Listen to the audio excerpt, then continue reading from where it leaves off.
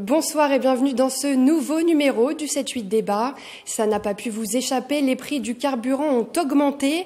Face à cette hausse sensible du prix du gasoil, des automobilistes lancent un appel à bloquer les routes samedi. Une opération relayée via les réseaux sociaux qui semble prendre une ampleur considérable. Des pétitions rassemblent des milliers de signatures pour cette mobilisation samedi, dite des Gilets jaunes. Hausse des prix du carburant, que fait le gouvernement? C'est le débat du jour. Avec nous en plateau ce soir pour en parler, Daniel Quérault, vous êtes Yvelinois et le président de l'association 40 millions d'automobilistes. Bruno Millienne, vous êtes député de la 9e circonscription des Yvelines. Bonsoir, merci d'être avec nous pour ce débat.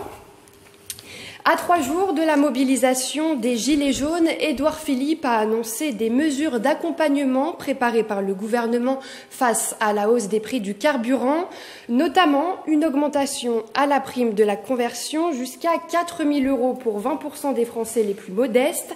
Actuellement, elle a permis le renouvellement de plus de 220 000 véhicules. Néanmoins, elle ne permet pas aux ménages les plus modestes de changer de véhicule. Autre mesure, le chèque énergie, aujourd'hui à 150 €, il sera augmenté de 50 €. Édouard Philippe a également annoncé des indemnités kilométriques élargies. Le barème kilométrique sera réévalué pour tenir compte, pour les ménages qui se déplacent beaucoup, des coûts supplémentaires liés à la hausse du prix du pétrole. Cette hausse du barème sera toutefois concentrée sur les véhicules de faible puissance pour ne pas envoyer un signal contraire à la transition énergétique. Que pensez-vous de ces mesures évoquées par Édouard Philippe? Écoutez, déjà, le mouvement qui semble avoir surpris le gouvernement ne nous a pas surpris, puisque dès la mi-septembre, nous avons lancé coupdepompe.com parce qu'on voyait monter le mécontentement des automobilistes. On ne savait pas comment ça allait se passer, comment allait prendre ce mouvement, mais on voit qu'il est d'une ampleur assez considérable. Quand vous regardez tous les sondages, c'est 80% des gens qui rejettent ces hausses. Alors, simplement pour vous dire pourquoi, parce que finalement, on nous a vendu cela comme un moyen de traiter le problème écologique ou le climat. On a voulu nous faire comprendre que finalement, il suffisait d'augmenter les taxes en France pour diminuer la température de la Terre. C'est quand même assez incroyable. Vous regardez tous les prix du gazole dans l'Union européenne. Eh bien, vous avez 3 ou 4 pays légèrement au-dessus et tout le reste largement en dessous. Donc on voit bien que la France, à elle toute seule, ne va pas régler les problèmes de la planète. Donc ce n'est pas compris. En réalité, c'est pour boucler le budget de l'État. Et ça, tout le monde l'a bien compris. Alors maintenant, on nous annonce un certain nombre de mesures. Vous les avez très bien dites. Je pense que là, ça apparaît aux automobilistes. Vous avez vu aussi tous les témoignages qu'on a entendus aujourd'hui dans les médias. Personne n'est vraiment convaincu, puisqu'on a l'impression qu'on monte une espèce d'usine à gaz et qu'on va distribuer 500 millions d'euros, c'est ce qui est annoncé par le Premier ministre, alors qu'on vient de vous en prendre 3 milliards de l'autre côté. Donc on voit bien que le compte n'y est pas. Et vous, Monsieur Millienne, qu'en pensez-vous? Alors, d'abord, je voudrais rétablir un tout petit peu, c'est vrai que le prix des carburants a évolué depuis mai 2017, ça je vais pas le nier, mais je voudrais qu'on ait une idée assez précise de la part de la fiscalité par rapport à la part de ce qu'est l'augmentation du baril de pétrole, parce que tout n'est pas dû à la fiscalité. Donc, si vous prenez par exemple le diesel, et je prends les chiffres d'octobre 2018, sachant qu'en novembre 2018, ça a baissé là, cette semaine, de 3 centimes en moyenne sur le diesel et de 5 centimes sur le 95. Donc, on est revenu à ce qu'on a connu avant le pic d'octobre. Donc, si je prends octobre, la hausse était à peu près de 0,31 €. Il y avait 0,11 centimes d'euros pour la fiscalité, 0,20 centimes d'euros pour le prix du baril de pétrole. Parce que comme on négocie en dollars, ça tient aussi compte du taux de change. Et pour le SP95, 19 centimes d'augmentation, 0,06 centimes pour la taxe liée à la fiscalité, et 13 centimes, donc 66% sur la hausse du baril de pétrole. Alors, moi j'entends, je suis automobiliste aussi, je prends ma voiture tous les jours, donc j'entends complètement ce que vous dites. L'idée là, oui, on va continuer la taxation carbone, on va continuer la taxation, le Premier ministre l'a dit, donc on va continuer. En janvier, il y aura une nouvelle hausse, je ne vais pas vous mentir. Oui. Ce qu'on essaye de faire là, c'est d'aider effectivement les gens les plus défavorisés à pouvoir accéder aux voitures. Les primes à la conversion, moi j'entendais en venant sur une radio, quelqu'un qui disait « Oui, mais s'il croit que je peux m'acheter une voiture à 25 000 €, il parlait d'une voiture neuve. La prime à la conversion, elle marche sur les véhicules d'occasion. Donc on peut monter jusqu'à 4 000 €. Vous avez aussi les bonus écologique chez les constructeurs. Renault s'est engagé à faire de l'abondement qui peut considérablement baisser la facture. L'idée, en dehors de cette taxe, effectivement, qui peut vous paraître injuste, c'est d'enclencher un phénomène qu'on aurait déjà dû enclencher. Et vous avez de la mémoire, je suis sûr que vous vous en souvenez, en 1998, puisqu'on avait commencé à enclencher le rattrapage des taxes du diesel sur l'essence en 98, et il s'est trouvé que 2 ans après, le baril de pétrole a augmenté et que le gouvernement d'alors a cédé à la pression de la rue. Chacun fait ce qu'il veut, nous on essaie d'être responsable et d'engager un mouvement global. On le fait non seulement sur les voitures, alors je sais que ça gêne les automobilistes aujourd'hui, mais on met tout en place pour pouvoir leur permettre de changer de véhicule, notamment en achetant des véhicules d'occasion moins polluants que les véhicules qu'ils ont. Ça, c'est la première chose. Jamais, je crois, il y a eu autant d'efforts de fait à la prime à la conversion que par ce gouvernement-là. Ça, c'est la première chose. Deuxième chose, on le fait aussi également sur la rénovation énergétique des bâtiments, parce que vous avez vu qu'on va finir par arrêter les chaudières au fioul, mais en aidant les gens. Alors là, le dispositif n'est pas encore au point, puisque c'est dans 10 ans, mais on va étudier le dispositif sous forme d'une espèce de CITE, je pense, un petit peu plus évolué que ce qu'on a connu. Tout ça, c'est pour aller dans le sens, effectivement, de faire baisser les gaz à effet de serre en France. On le fait de manière volontaire, conscient des difficultés, mais si on n'enclenche pas quelque chose de ferme, on n'y arrivera jamais. Or, il faut qu'on le fasse. Pour répondre juste à quelque chose, quand vous disiez la France toute seule dans son coin peut rien faire, je vais vous prendre un exemple. On a dit qu'on interdisait les véhicules thermiques. Alors moi, les véhicules thermiques en 2040. C'est bien nous qui l'avons dit. L'Espagne vient de voter exactement la même chose. Arrêt des véhicules essence et diesel pour 2040. On a été précurseur, on a été suivi. Donc il y a quand même un mouvement qui est enclenché. C'est bien de prendre une décision pour 2040. Vous et moi, on ne sera peut-être pas forcément là pour la voir. Alors ça n'engage pas à grand-chose, sachant que la visibilité. Non, mais je veux dire par là qu'on n'est pas les seuls à penser ça. Je reviens quand même sur les taxes carburant, parce que les taxes carburant, c'est un argumentaire effectivement qui a été mis en place par le gouvernement, mais il y a quand même 60% de taxes sur les carburants. Quand vous regardez la composition du prix, c'est 60%. Et pourquoi nous on serait parmi les plus chers en Europe? Donc les gens ne comprennent pas ça. Le gazole aujourd'hui, c'est encore 80% de la consommation. On a incité des gens à acheter des diesels en leur disant, mais vous êtes vertueux. Aujourd'hui, on les traite de pollueurs et on vient les pénaliser. Et donc, c'est quand même pas normal. Le but ultime, c'est progressivement d'enlever le diesel, le carburant. Le but ultime, c'est de se débarrasser dès qu'on pourra des énergies fossiles. Il faut pas se leurrer. Alors le diesel, je suis d'accord avec vous, le diesel est mis en accusation pour les particules fines, même s'ils ont beaucoup progressé là-dessus, oui. Mais il en reste quand même.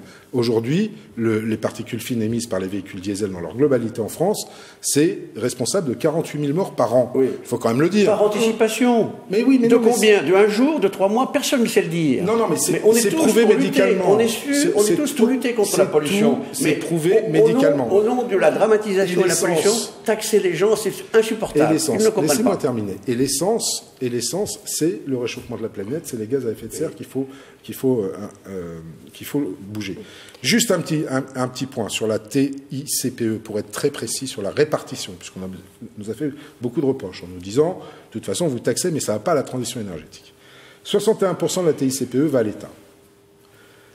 18% et 18% vont aux départements et aux régions. D'ailleurs, à ce propos, j'aimerais bien que les régions et les départements nous disent ce qu'ils font en matière de transition énergétique. C'est bien. Parce que, non mais attendez, quand je vois le département des Yvelines, le département dans lequel on est, mon cher monsieur, dont la taxe foncière, la part départementale de la taxe foncière a augmenté de 66% en 2016, et qui utilise cette taxe foncière pour faire du co-développement international à hauteur de plus de 2 millions. Alors, expliquez cela à quelqu'un qui va au boulot le matin, en province surtout, qui doit faire...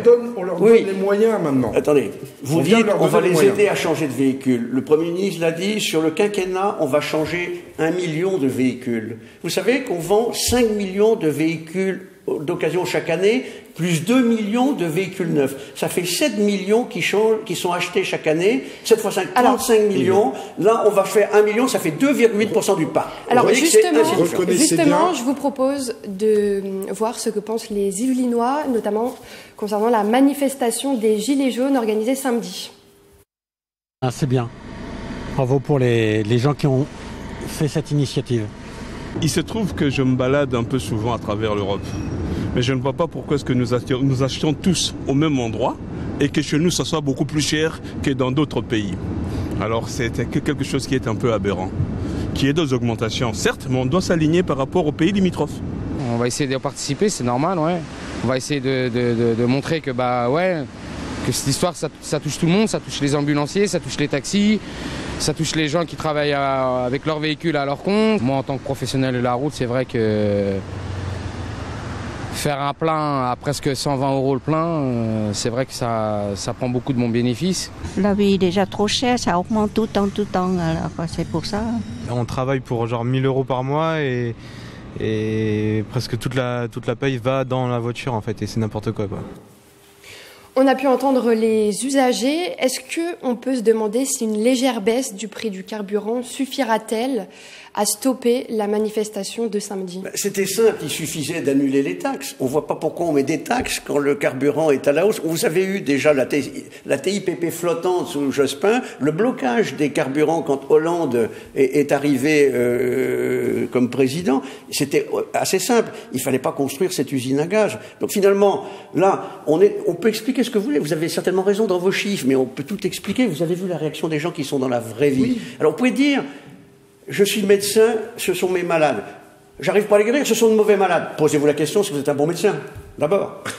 Alors moi, je crois qu'on est des bons médecins. C'est toute la différence entre nous deux.